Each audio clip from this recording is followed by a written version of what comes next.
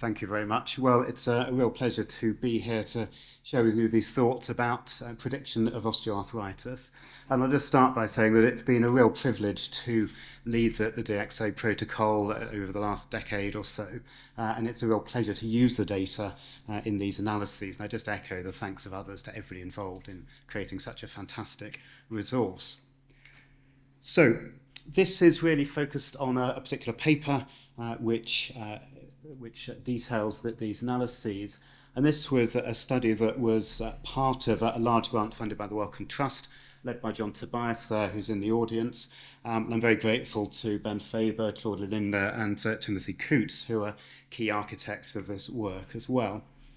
So we're focused on osteoarthritis. This is the commonest joint disease of aging. It's one of the leading causes of disability and sort of economic impact from health internationally. And you can see on the left there the numbers of people with osteoarthritis at the knee or the hip around the 4 nations in the UK. And osteoarthritis is not just about a little bit of pain in the knee or the hip. It's something that can have major impact on life and across all aspects of daily life, as you can see from this figure from a report from Versus Arthritis recently.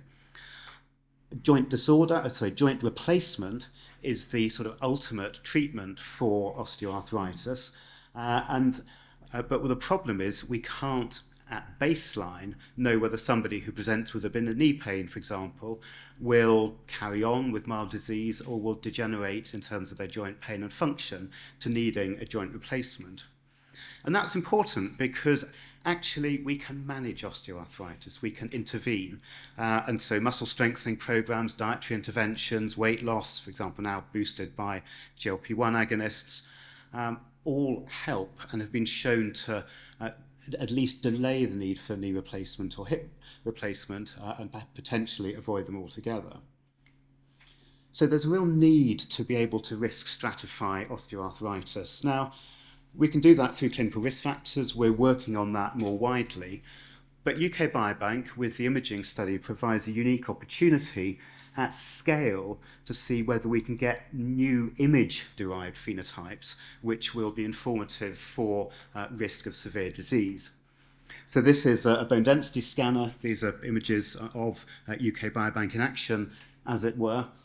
And this bone density scanner gives not just a number for bone mineral density, which is its principal purpose, but with these new scanners, as used in the imaging study, we get these beautiful high-resolution, essentially radiograph images of the hip and the knee.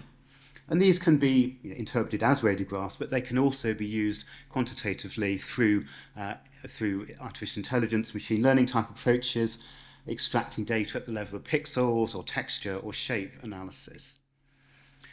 And so what we did throughout this project was to use those data to create new image-derived phenotypes around the shape of the hip and the knee. And so the question for this particular study was whether knee shape from DXA would predict the need for total knee replacement. And we're using joint replacement here as a surrogate for end-stage severe disease. And would that predictive value be independent of radiographic knee osteoarthritis and clinical risk factors? At the time, in the imaging study data set, we had 37,843 men and women. Mean age was just under 64 years, followed for almost 3 years on average to surgery. The exposures are the different aspects of the knee shape, and I'll come back to that, and a sort of global integration of those into a global measure of knee shape, the B-score. And the outcomes were incident total knee replacement or diagnosed osteoarthritis through record linkage. And it was a mix of Cox proportional hazard models, logistic regression, and ROC type analyses. You can get knee shape from this bone finder software from the University of Manchester. This puts 129 points around the knee joint. We can shave off the osteophytes, these little sort of extra growths at the side that are associated with osteoarthritis, to get a shape. As you've heard about with some of the previous speakers, we then use principal component analyses to work out individual patterns or sort of spread of patterns. We can get any number of different sorts of distributions from this, but the top 10 modes of variation explain about 80% of the variance, and we've concentrated on those. The knee shape B-score integrates all of the different modes of variation And essentially, this gives you a position on a sort of a line between a healthy shape and an osteoarthritis shape. I won't go into any more detail than that, mainly because it's stuff I don't really understand in terms of the mechanics, but that is the key message about how it works. So here we have the results. On the left, we have the exposure outcome analyses. Top left, the outcome is total knee replacement. These are Cox models, hazard ratio, point estimate, plus 95% CI. You can see that, oh, that's exciting. Right. I can't control that. Anyway, so mode 4 and 6 and 9, you can see are protective. So each standard deviation higher up that scale, you get a reduction in risk of knee replacement.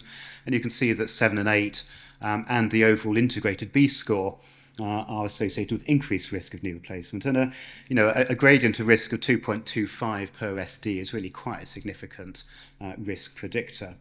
Osteoarthritis from HES data, similar relationships but a bit weaker, as you'd expect from the outcome being from those sorts of records, as opposed to a really hard outcome like a knee replacement. So then we have the discrimination value with this area under the curve ROC analysis. And just essentially, 1 is, of course, perfect discrimination, 0.5 is guessing, and everything's above guessing, which is good. And you can see that in the clinical model, which we have age, sex, height, and weight, that's fairly predictive at 0.73. Add in B score, it goes up to 0.81. If you instead have a measure of osteoarthritis directly with osteophytes, it of course goes up.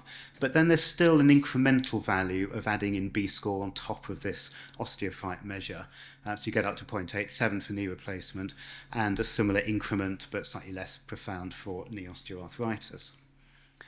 So what we found from this very early study using this unique resource is that we can use these machine learning derived, image-derived phenotypes of knee shape, that these predict clinical osteoarthritis, they predict severe disease represented by joint replacement. Now this is a phenotype that could easily be obtained through routine clinical practice with DEXA scanning. There are DEXA scanners in many hospitals around the country. There might need to be a slight modification of the protocol to get knee as well as hip, but this would be implementable. And we're now working to bring these imaging data together with models that contain clinical risk factors, similar to what we've worked up with FRAX in osteoporosis, which would give us, say, a 10-year probability of severe disease requiring arthroplasty. And that would then enable us and enable primary care physicians at baseline to identify those people most at risk of severe disease, target those people for intensive interventions, and then make the best use of the limited resources we have in our ever-constrained health service. So an urgently needed way forward.